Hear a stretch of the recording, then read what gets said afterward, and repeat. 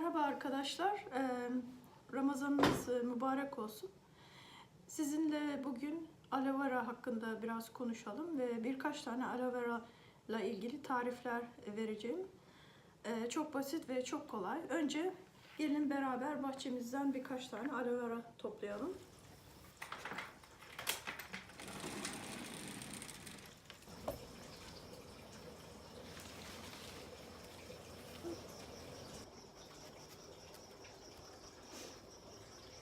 Kestikten sonra hafif bir sarı suyun aktığını görüyorsunuz.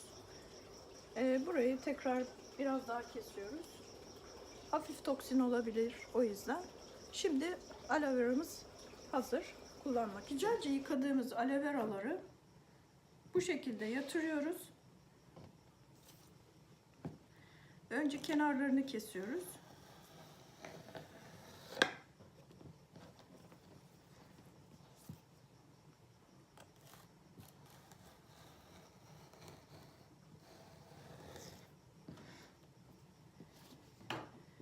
Daha sonra da üst kısmından incecik kabuğunu alıyoruz.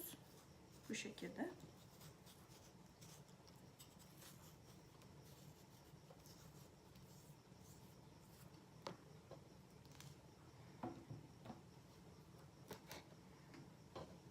Ters çevirip arkasındaki kabuğunu da alıyoruz.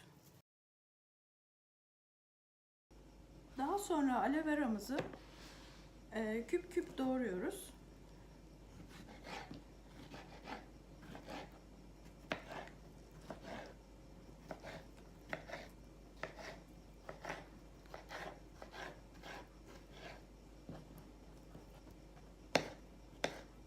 Biraz kaygan olduğu için elimizde tutmak zor oluyor.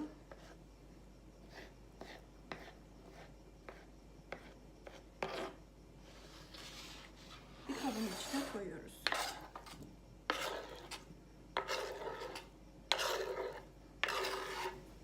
Gelin hep birlikte bu hazırladığımız aloe vera ile birkaç tarif yapalım. İlk önce güzel bir içecek yapacağız. Bunun yarısı kadar aloe vera, bir bardak kadar elma suyu. Elma suyu size ait, yani isterseniz koymayabilirsiniz. Bir tane limonun suyu, bir miktar da bal. Bal da isteğe bağlı. Ne kadar tatlı seviyorsanız içeceğinizi. Biraz buz, biraz su. Şimdi hepsini karıştıralım. Blender'dan geçirelim. Aloe vera'nın yarısı zannedersem yeter. Bir bardak elma suyumuzu koyuyoruz. Limon suyumuzu koyuyoruz. Bir miktar bal. Bal yerine isterseniz şeker de koyabilirsiniz. Size bağlı. Daha sonra tadına bakacağım. Eğer tadı yeterli değilse ekleyebilirsiniz. Biraz buz. Bir miktar da su.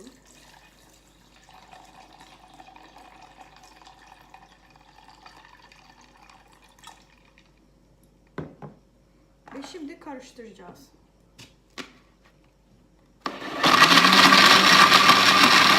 Karışımımızı bir sürahiye alıyoruz.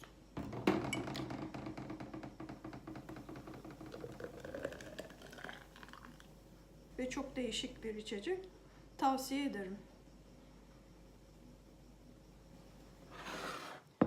Kalan aloe veramızla güzel bir vücut scrub'ı yapacağız. Ölü deriyi çıkartmak için.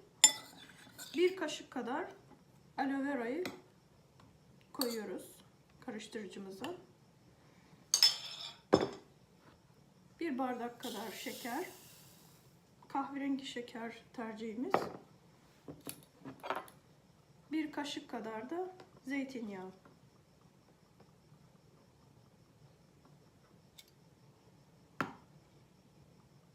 Birazcık fazla koydum.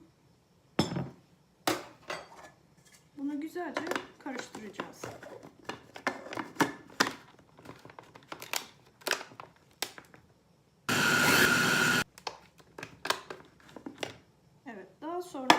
bir kabın içine alalım.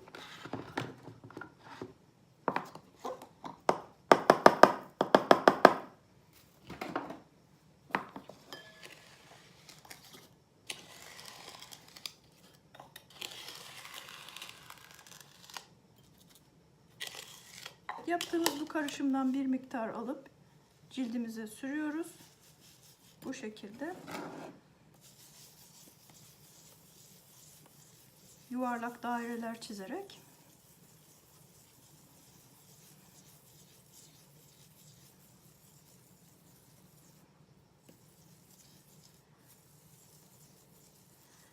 Bu şekilde ölü deriyi çıkartıyoruz. Güzelce yıkayıp daha sonra da istediğimiz bir nemlendirici krem sürüyoruz. Arkadaşlar, kalan aloe veramızı buzdolabında bir müddet tutabiliriz. Acil durumlarda kullanabiliriz. Yüzümüzü, cildimize direkt bu şekilde de biliyorsunuz aloe veranın çok faydaları var. Yanıklarda, sivilcelerde, cilt problemlerinde, hatta saçınıza bile sürüp daha sonra banyoda yıkayabilirsiniz. Bin bir şifası var. Denemenizi tavsiye ederim. Tabii her cilde uygun olmayabilir. Eğer faydasını görmezseniz tabii ki kullanmayabilirsiniz de. Arkadaşlar, bugünlük bu kadar. Tekrar başka bir videoda görüşmek üzere. Hoşça kalın.